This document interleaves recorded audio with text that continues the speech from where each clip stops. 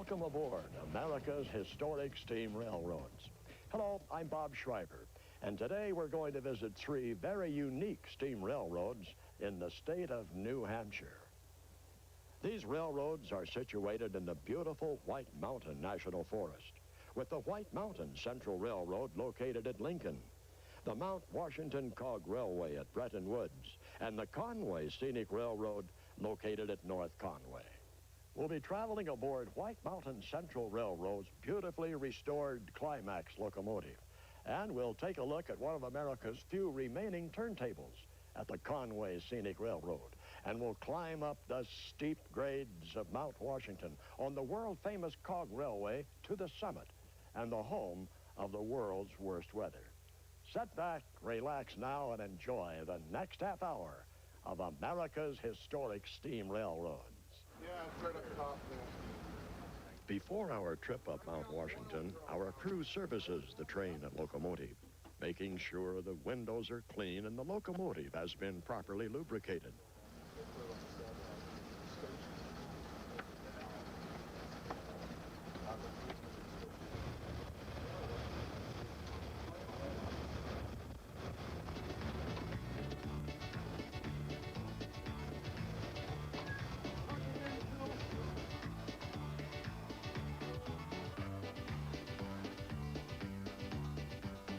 Passengers purchase their tickets at the new Marshfield Base Station.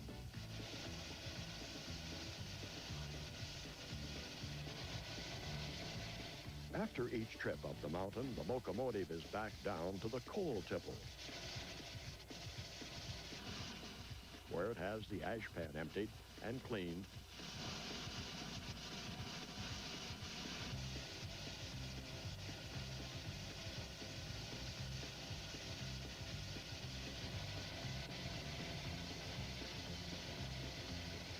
The tender receives a new load of coal.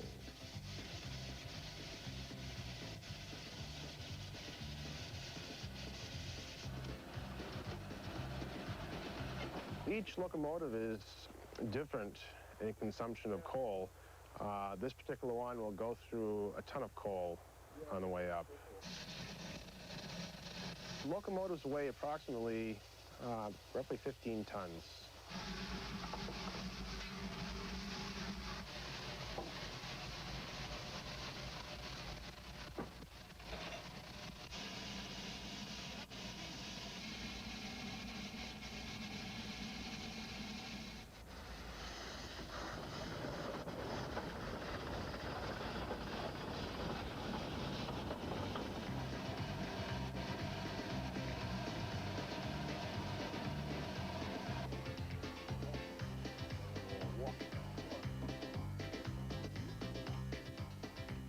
The trip takes roughly an hour and 20 minutes to get to the top. We give you some time at the top and an hour and 20 down for a total round trip of about 3 hours. Thank you. If you do have any questions, I'll be happy to take them during a couple of our stops when I stop to give you some more history and stuff like that.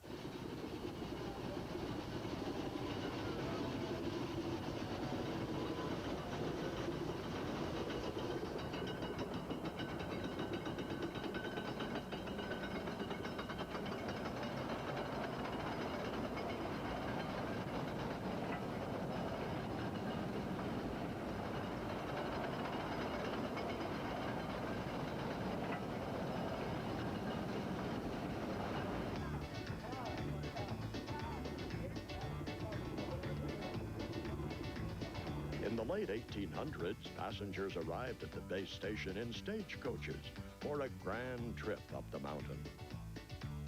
Old Pepper Sass is seen here on the mountain.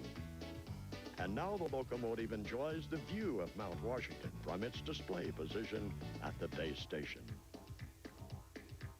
The vertical boiler soon gave way to the current style of locomotive with the horizontal boiler that we see today. Old Pepper Sass was used from the very beginning in the actual construction of the railroad, as seen here on Jacob's ladder trestle. In order for workers to get down off the mountain faster than the 3 miles per hour of the train, they invented a wooden sled nicknamed the Devil's Sled.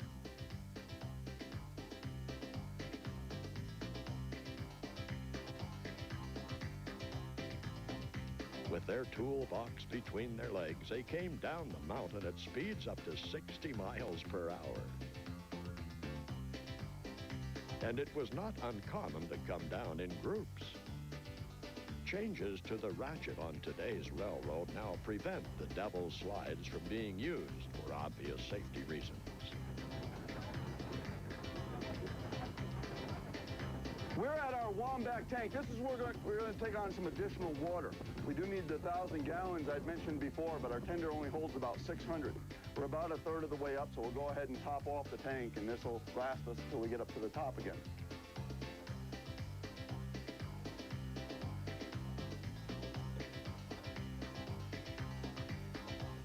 Right now, our fireman has shoveled in quite a bit of coal.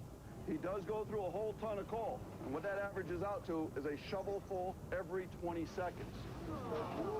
He's doing this with one arm, only one hand on the shovel. The other hand actually opens and closes the firebox door. We don't have any automated doors or anything. He scoops up a shovelful, opens the door, throws it in, closes the door.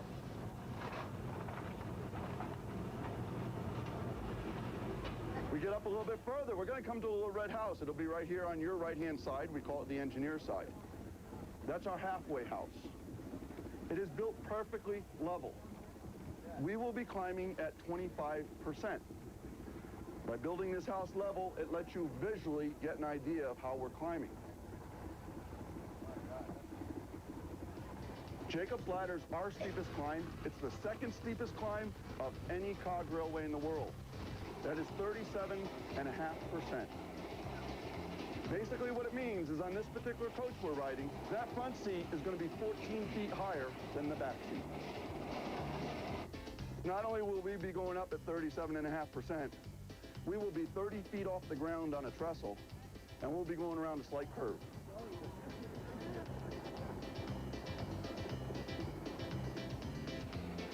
It's a lot of fun.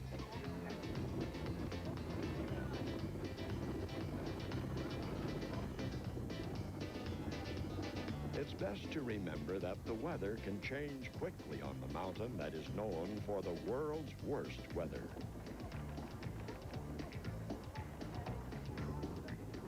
Our switches are the most complicated in railroad history.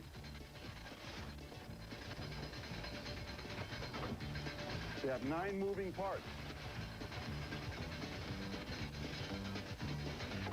Each part has to be moved by hand. That's the job of the brakeman.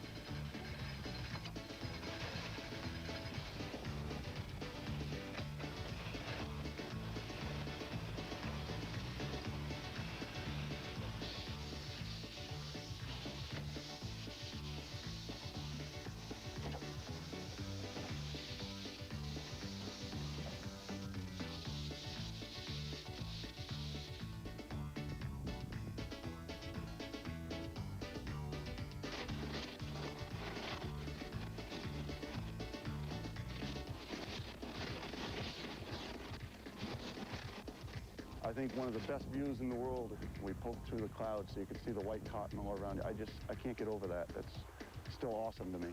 And that's why I love working here on the railroad. It's always changing. No 2 trips are ever the same.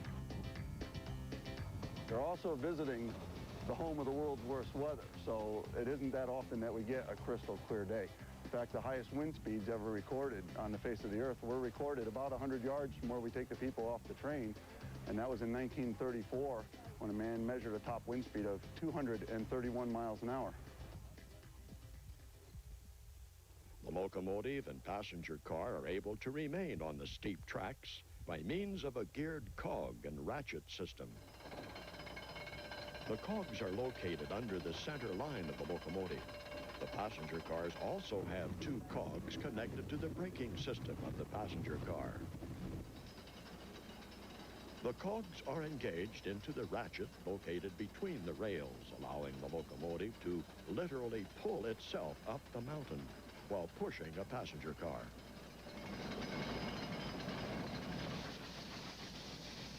The first locomotives were built with a vertical boiler that pivoted to allow for changes in the grades on the mountain so that the boiler would always remain upright. Today's locomotives are constructed with their boilers tilted to 25 degrees on the locomotive frame.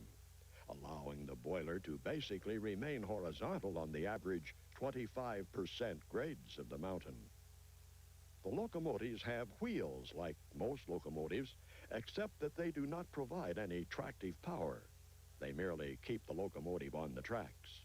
The tractive power comes from the center line cog gear that engages into a ratchet placed between the rails. Each locomotive has 2 driving pistons on each side. The drive shafts power a set of gears connected to the center cog.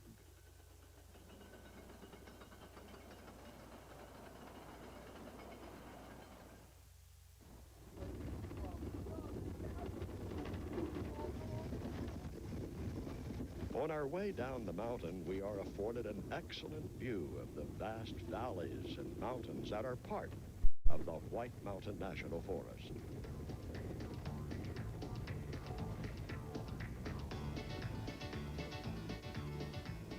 As we're coming down the mountain, the engineer sets his speed by an air valve, and that controls the compression of the locomotive. And the brakeman also has capabilities of braking, and he maintains the constant rate of speed on the grades by applying his brakes.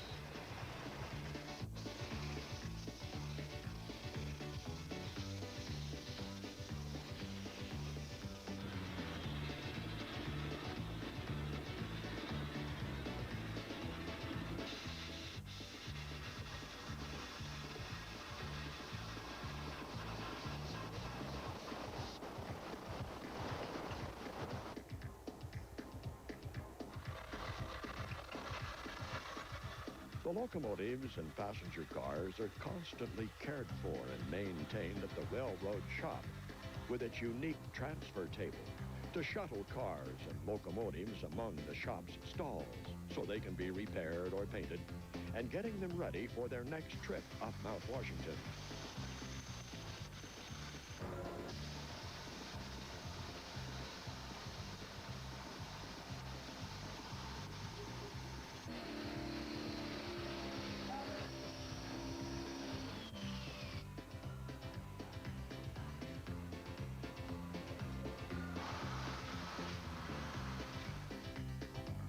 Mount Washington can be seen from our next railroading tour, the Conway Scenic Railroad. Mount Washington is highly visible this morning, ladies and gentlemen, on our right part of the train and towards the rear. Mount Washington is the highest peak north of the Carolinas and east of the Mississippi, 6,288 feet in elevation.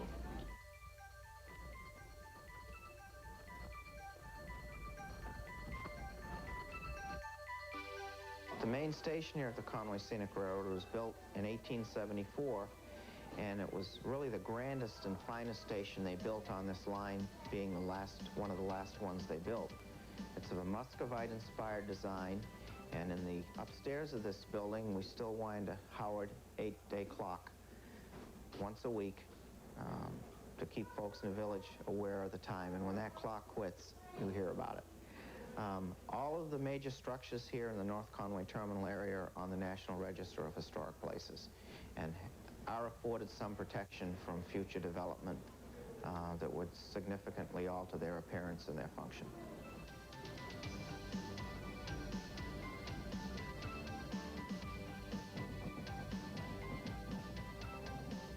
A 7470 over this past winter has undergone a major overhaul. We've rebored all pistons and valve liners. We've are in the process of installing new rings on the pistons.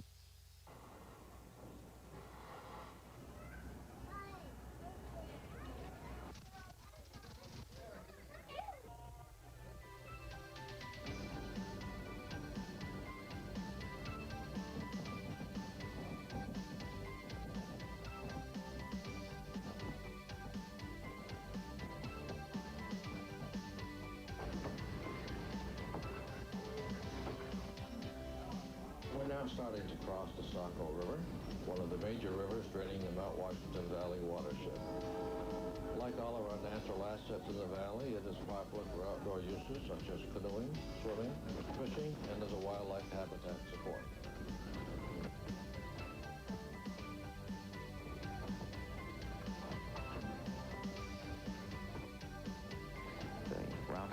is the same 4 stalls that it originally had with very little modification. 2 of the stalls are winterized, and we do all our winter inside work in those stalls. The other 2 stalls are basically used for cold storage.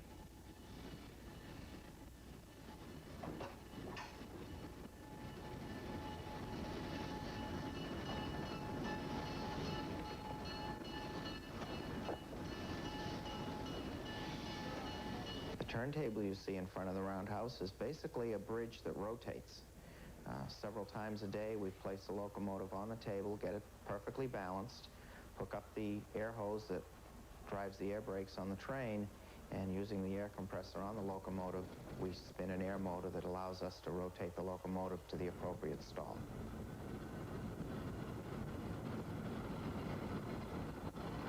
Not everything you see on the property here at the Conway Scenic Railroad is owned by the folks that run the company. We have several pieces of equipment on display that are owned by the 470 Railroad Club in Portland, Maine, and we also have several cabooses that are in private hands. A good majority of this equipment has been restored to operating condition and had been refurbished to the point that they provide nice displays for the folks to see how things used to be. Several of the wooden cabooses are in excellent condition.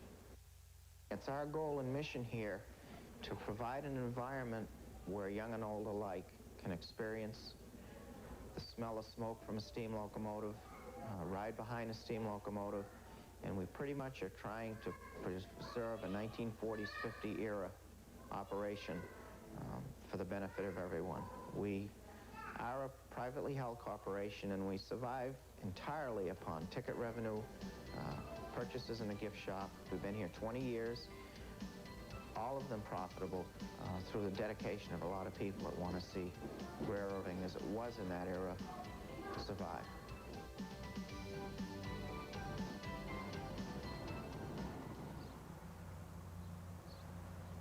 Keeping steam locomotives alive is also a main goal of the White Mountain Central Railroad at Clark's Trading Post, located at Lincoln, New Hampshire, where we see the depot and Main Street come alive with people ready to ride the train and later see the trained bears.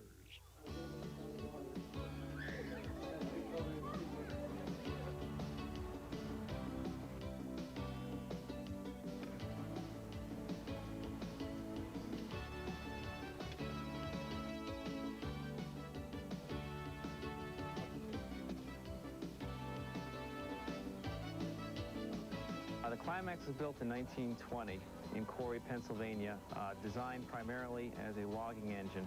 The Climax originally was designed to burn coal. When we got it here, we decided to convert it over to wood, only because the wood is a renewable resource. We have plenty of it around here, and it's also a lot cleaner for the locomotive, the cars, and the people than coal is.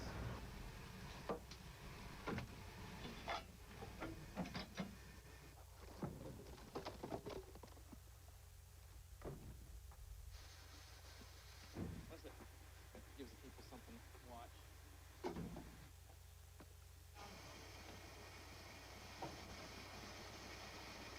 Other people prefer the Shea or the Heisler.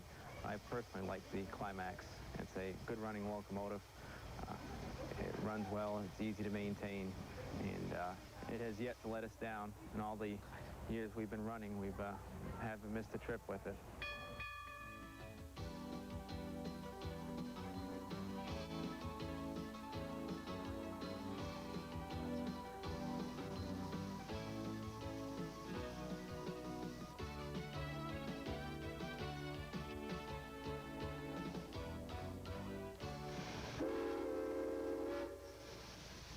The Climax is a geared locomotive with an inclined piston driving a transverse shaft, which is geared to a center-line drive shaft that in turn drives each axle through bevel gears.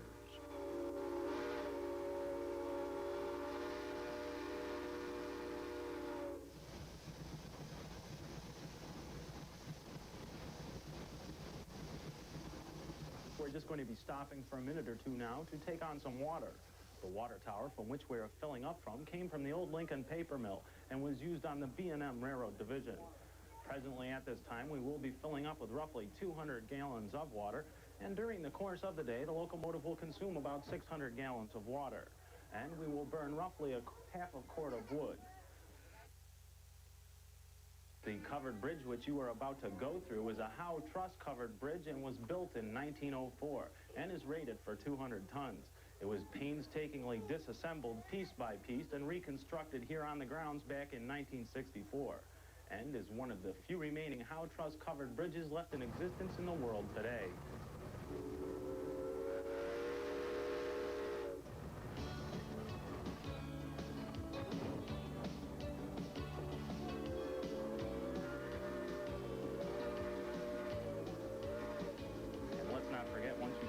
Over that bridge, you will be into the infamous Wolfman's territory.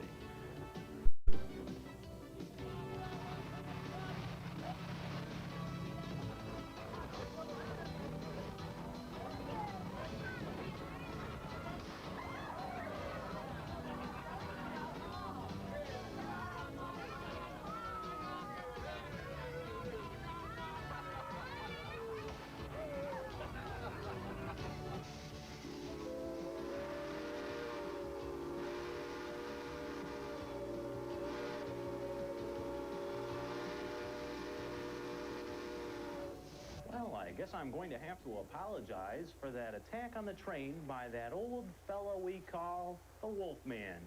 He's a miner for ore, and he believes that he has found a very rare ore here called unobtainium. Well, just because I've never heard of this rare ore doesn't mean that it doesn't exist. The old Wolfman believes that he has found some on the right-hand side of our tracks earlier. You may have noticed a large rock with a door on it saying, "Keep out." Well, that was the entrance to the Wolfman's unobtainium mine. And every time we do steam on through his territory, he thinks that we're trying to jump his unobtainium claim and is simply scaring us on by. Where is he?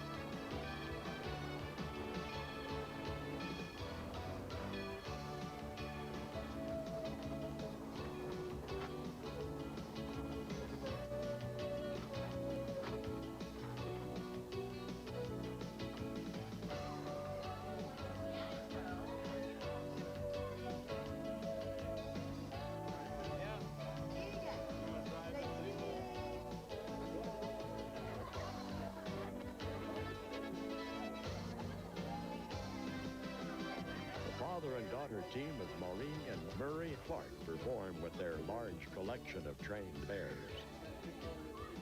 Even as a young boy, Murray Clark was working with bears.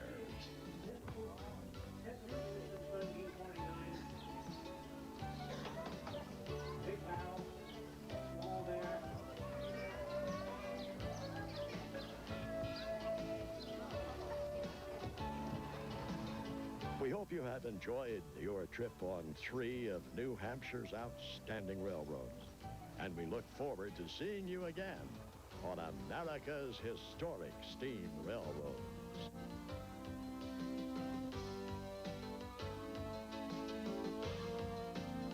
If you would like your personal copy of this program or other programs in the America's Historic Steam Railroad series, please have a credit card ready and call 1-800-321-4420.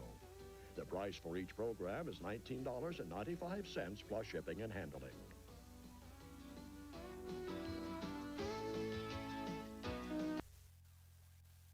Please call us right now at 1-800-639-8303. When you call with your pledge of $120, we'll say thanks by sending you the entire set of Vermont TV nostalgia videos. Vermont Memories 1 takes you back to the 20s and 30s, an era when times were tough, but life was so much simpler. All the farmers would stop at the store and get their supply of groceries. It was too far to go to Rutland to shop. Then hop on the rails and journey back in time to when the railroad was king. The B&M had the Rutland coming in here. It was the main line from Boston to Montreal. It was a booming railroad town. Train enthusiasts tell the history of northern railroads and share stories of the good old days. Then step into the 50s with our newest special, Vermont Memories 2. The 50s were absolutely full of chrome. Everybody had saved their money. Everybody had to have one. They wanted. Huge engines. Because it was the era of affluence. Big cars, cruising, weekend sports, an old pastime becomes a booming business, and much, much more. Call now with your pledge of $120 and you'll be able to enjoy the memories of Vermont with friends and family for years to come.